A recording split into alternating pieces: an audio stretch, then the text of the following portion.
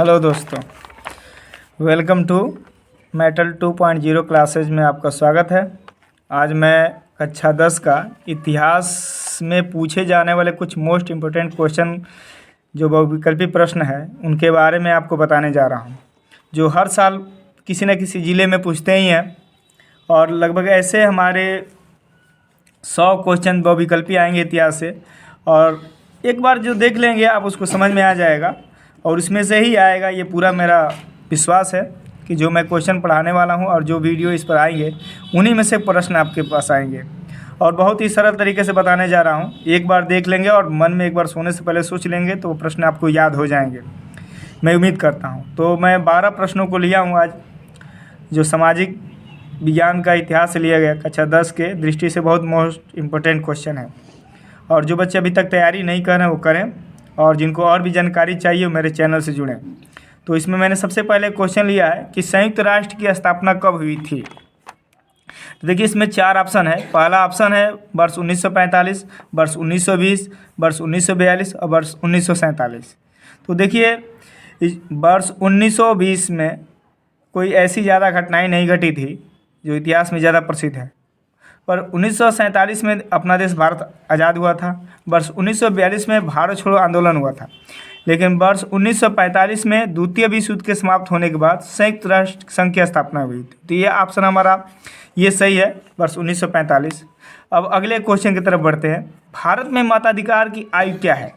तो दोस्तों आपको बता दें कि अलग अलग देशों में जो मताधिकार की जो सीमा है वो अलग अलग है। किसी देश में 21 वर्ष है तो किसी देश में 22 वर्ष भी है, किसी देश में 25 वर्ष भी है। लेकिन इंडिया में जो लोगों का मत देने का जो सीमा है वो 18 वर्ष है, इसलिए ऑप्शन आपका घ सही हो जाएगा।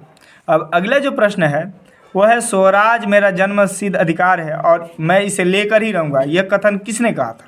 तो इसमें जो 4 ऑप्शन है वो है गोपाल कृष्ण गोखले, बाल गंगाधर तिलक, जवाहरलाल नेहरू और महात्मा गांधी। तो इसमें जो है गोपाल कृष्ण गोखले का ये नारा नहीं है, जवाहरलाल नेहरू का भी ये नारा नहीं है, महात्मा गांधी का नारा तो सबको प्रसिद्ध है कि उन्होंने कौन कौन से नारे दिए थे। तो ये नारा बाल गंगाधर तिलक ने दिया था। तो ऑप्शन आपका ख सही हो जाएगा। प्रथम विश्व युद्ध का प्रारंभ कब हुआ था। तो देखिए इसमें दिया है 4 ऑप्शन हमारा, वर्ष 1914, वर्ष 1919, वर्ष 1939, वर्ष 1942। देखिए वर्ष 1919 जो है ये 1919 में प्रथम विश्व युद्ध समाप्त हुआ था। वर्ष 1939 है तो वर्ष 1939 में द्वितीय विश्व युद्ध शुरू हुआ था, प्रथम विश्व युद्ध नहीं।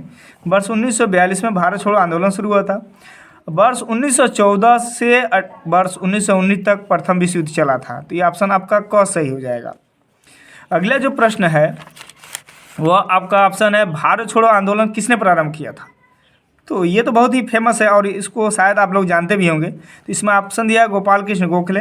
गोपाल कृष्ण गोखले गांधी जी के गुरु थे, राजनीतिक गुरु थे। और बाल गंगाधर तिलक, इन्होंने ये नारा नहीं दिया था। सुभाष चंद्र बोस करो या मरो, दिल्ली चलो, जय हिंद, ऐसे जैसे नारे दिए थे उन्होंने। महात्मा गांधी ने अंग्रेजों को सन 1942 में भारत छोड़ो आंदोलन का नारा दिया था। तो ऑप्शन आपका घ ऑप्शन सही हो जाएगा। और चलिए अगले प्रश्न की तरफ बढ़ते हैं। अगर मेरे चैनल पर आप लोग नए हैं तो मेरे चैनल को सब्सक्राइब करें और हिम्मत हौसला के लिए मेरे लिए सब्सक्राइब करें, ताकि मैं और अच्छा वीडियो बनाकर आपके लिए लाऊं। एक बच्चे पढ़ेंगे तो देश का भविष्य बढ़ेगा और कोई उन्हें परीक्षा में दिक्कत नहीं होनी चाहिए। अगला प्रश्न है 7वां, फ्रांस की क्रांति कब हुई थी। ये मोस्ट इंपॉर्टेंट क्वेश्चन है, ये हर बार पूछता है लगभग। तो फ्रांस की जो क्रांति हुई थी 1688 में नहीं हुआ था, 1914 में नहीं हुआ था और 1939 में भी नहीं होता। 1789 में फ्रांस की क्रांति हुई थी। आप जानते हैं लुई सुलामा उस समय का शासक था। और अगला प्रश्न है भारत में शिक्षक दिवस कब मनाया जाता है। ऐसे तो विश्व में अलग अलग देश में अलग अलग तारीख को मनाया जाता है। कहीं 10 सितंबर होता है, कहीं 10 नवंबर है मनाया जाता है। लेकिन भारत में जो शिक्षक दिवस मनाया जाता है, देखिए 10 दिसंबर को मानवाधिकार दिवस मनाया जाता है पूरे वर्ल्ड में। ये भी मोस्ट इंपॉर्टेंट चीज़ है, समझते जाए इसके साथ में ही।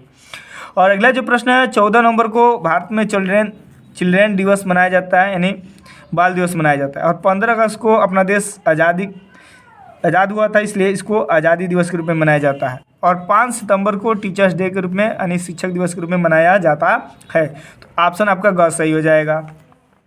भारत में राष्ट्रपिता कहकर किसे संबोधित किया गया? इसमें ऑप्शन है महात्मा गांधी, जवाहरलाल नेहरू, सुभाष चंद्र बोस, गोपाल कृष्ण गोखले। तो भारत में जो है इनको चाचा नेहरू कहा जाता था और इनको राजनीतिक गुरु थे गांधी जी के, गोपाल कृष्ण गोखले। सुभाष चंद्र बोस को नेताजी कहा जाता था, लेकिन महात्मा गांधी को लोग पिताजी यानी राष्ट्रपिता करके संबोधित किया करते थे, इसलिए ऑप्शन आपका क सही हो जाएगा। अगला प्रश्न है, भारत में राष्ट्रीय कांग्रेस की स्थापना कब हुई थी? ये भी मोस्ट इंपॉर्टेंट क्वेश्चन है और ऐसा पूछता है। तो इसमें दिया 1904 में, नहीं 1904 में नहीं हुआ था। 1897 में प्रथम स्वतंत्रता क्रांति लड़ा गया था। 1855 में भी नहीं हुआ था। 1885 में भारतीय राष्ट्रीय कांग्रेस की स्थापना हुई थी, क्योंकि जो इस पार्टी का स्थापना करने वाला था वो एक अवकाश प्राप्त अंग्रेज था जिसका नाम डॉक्टर सर ए हयूम था।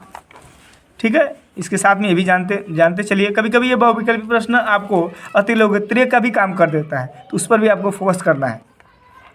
निम्नलिखित लिखित संविधान भारत में कब लागू हुआ था?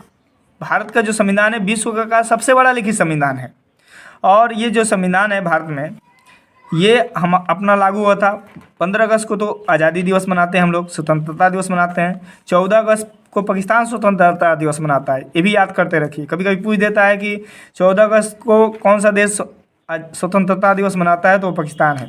10 दिसंबर को मानवाधिकार दिवस पूरे देश में मनाया जाता है और 26 जनवरी को अपने देश में 26 जनवरी को ही भारत में संविधान लागू हुआ था पूर्ण रूप से, क्योंकि यह जो हमारा संविधान था 26 नवंबर 1949 को बनकर पूरा रूप से तैयार हो गया था और 26 जनवरी 1950 को लागू कर दिया गया। तो ये सन आप याद करके रखिएगा।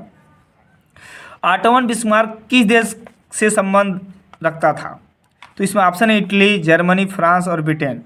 आप इस प्रश्न का आंसर कमेंट बॉक्स में करके देंगे और ऐसे ही प्रश्नों को पढ़ने के लिए और आसान तरीके से समझने के लिए आप लोग कृपया मेरे चैनल को सब्सक्राइब करें, लाइक करें और शेयर करें। Thank you. जय हिंद।